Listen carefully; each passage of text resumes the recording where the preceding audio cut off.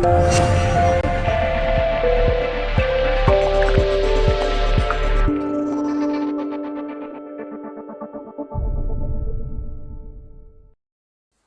à tous, c'est Henri de Yes We Can. Je vous fais aujourd'hui le recap de notre dernière guerre des clans contre Menzil. Guerre gagnée 46 à 30. Le, le clan Menzil n'était pas très bon, on le voit. 0 étoile sur 2 HDV11, une étoile sur beaucoup d'HDV10 et seulement 2 étoiles sur les HDV9. Pour notre part, 2 étoiles sur les HDV11, un Tristar sur un HDV10, sinon 2 étoiles sur tout le reste. Tristar sur la majorité des HDV9 sauf un et le 20 qui était un HDV8. Alors je vais vous montrer la première attaque de Milan qui attaquait en Goog. Donc c'est sa première attaque, il ne connaissait pas le village. Donc là il envoie un cochon pour sortir le château de clan qui n'est pas déclenché. Il en envoie un deuxième qui déclenche 2 ballons, mais nous verrons par la suite qu'il restait un dragon. Donc il envoie 2 poisons pour détruire les ballons. À mon avis, un seul était suffisant. Ensuite, il va déployer son attaque par le sud, donc en envoyant 2 golems, les sorciers pour faire le ménage. Des sapeurs qui vont créer la brèche et permettre à la kill squad de rentrer. Donc comme on peut le voir, le design de cette base n'est pas du tout anti-Tristar. Donc la seule possibilité des bons, soit à l'extérieur de la base, soit entre le château de clan et la partie sud, donc dans le couloir. Donc là on voit que le dragon est sorti, mais bon, voilà. Deux bombes géantes ont été déclenchées sur les côtés, dans l'espace. Et Milan choisit d'attaquer par l'est et par l'ouest en même temps. Les défenses se focalisent pas mal sur les golémites qui restent. La troisième grosse bombe est déclenchée. Il n'utilise toujours pas de soins, ses héros sont toujours vivants, il reste un golémite, alors que les défenses sont quasiment toutes détruites. Il utilise enfin un sort de saut sur la dernière tour des sorciers pour assurer et termine les 3 dernières défenses. Il envoie ses troupes pour gratter les bâtiments pour aller plus vite. Mais bon, avec tout ce qui lui reste comme cochon, ça va être assez rapide. Hop, on accélère un petit coup.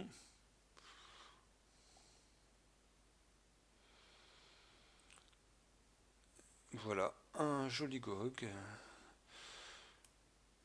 Et encore un Tristar pour Milan.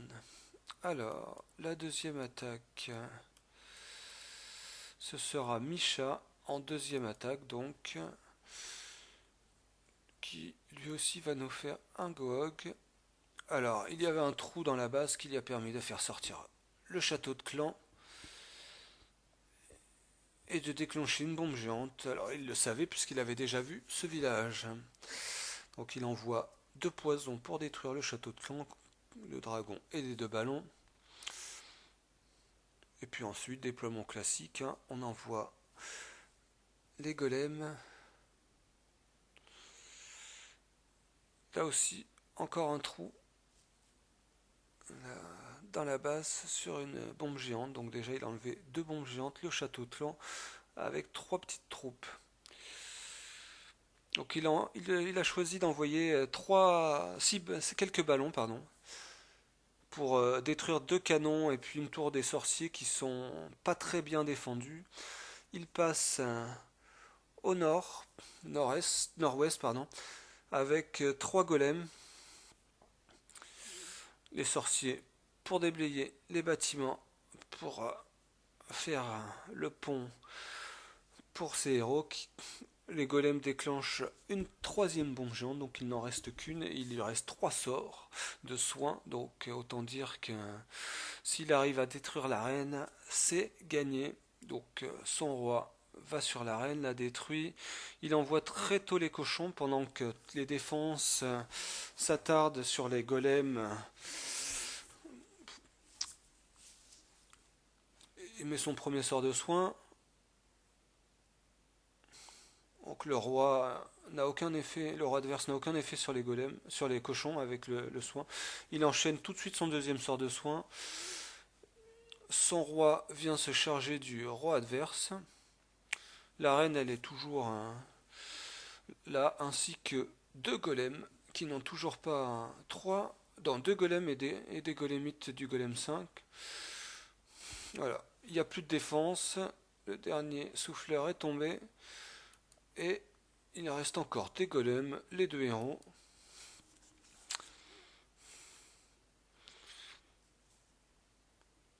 Voilà, les derniers bâtiments sont rasés et c'est le Tristar.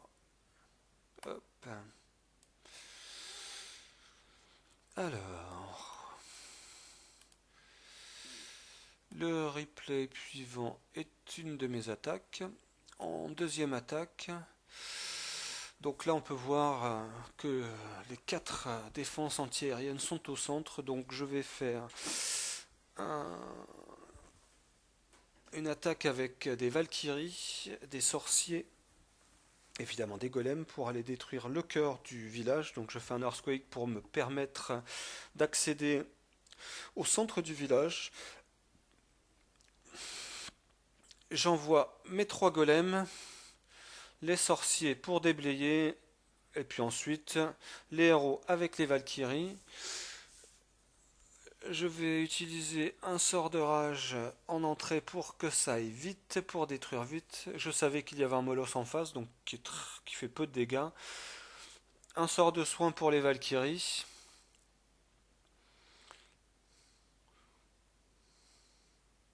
Le deuxième sort de rage très tôt. Enfin très tôt. Juste suivant l'autre pour détruire le roi adverse et puis toutes les défenses aériennes. Une fois que les défenses aériennes sont détruites et que les défenses continuent de se focaliser sur le roi, j'envoie les premiers ballons au sud et à l'ouest. Voilà, toutes ces défenses sont mortes et j'en profite pour déployer également vers le nord-ouest. Comme ça, la reine a été protégée. Il me reste la reine, un golem et plein de ballons. Le roi aussi. Donc les ballons vont faire le travail. Il ne reste plus qu'un dernier canon et c'est terminé. Encore une fois, on voit l'importance du design des bases. Les bases qui ne sont pas anti 3 étoiles ne posent plus grand problème à notre clan. Voilà. Et donc le dernier replay, c'est l'attaque d'Alex qui nous fait un 100% sur un HDV10, une attaque Zapquake Dragon. Donc il va utiliser un Earthquake et 2 foudres pour détruire une anti-aérienne. Donc il le fait 2 fois pour détruire 2 anti-aériennes. Et en fait on remarque que seules 2 foudres suffisent pour détruire l'anti-aérienne Est.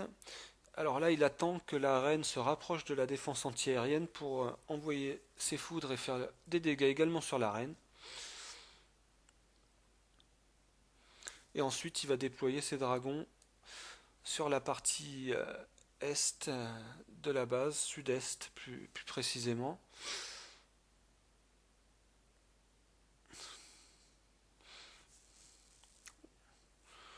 Sud à est, oui. Donc il envoie d'abord au sud et à l'est pour que les dragons du milieu et les 2 ballons rentrent tout droit dans la base. Il va utiliser sa dernière rage pour aller détruire la tour de l'enfer. Donc la tour de l'enfer multi est très peu efficace sur des dragons. Les dragons 5 sont vraiment résistants. Donc là, il choisit de faire le maximum de dégâts avec les dragons et ensuite d'envoyer ses deux héros pour finir le travail. Donc la deuxième tour de l'enfer est détruite. Il reste hop, deux tours des sorciers, un canon, les deux défenses aériennes, mais bon, contre les héros, ça fera pas grand chose. Voilà, il envoie ses quelques troupes restantes pour détruire ce qu'il reste. Donc, avec ses héros d'un niveau assez élevé, ça ne fait pas long feu. Il a déjà détruit la moitié des bâtiments. La reine, quant à elle, détruit les dernières réserves et est protégée. Le roi, avec son pouvoir et ses barbares, a détruit quasiment toutes les défenses. Il n'en restera plus que deux. Un mortier et une tour d'archer. La reine, elle n'a toujours pas utilisé son pouvoir. Voilà. Le roi a fait son travail largement. Et la reine va pouvoir terminer en détruisant voilà, le mortier. Plus qu'une défense. La tour d'archer d'abord. Le laboratoire. La tour d'archer. Et il utilise son pouvoir en plus qu'il avait encore en réserve. Donc autant dire que une attaque très bien maîtrisée d'Alex qui s'entraîne en multi avec ses dragons depuis un moment. Voilà, les autres Tristards de H9 sont effectués par des HDV10, donc moins intéressants.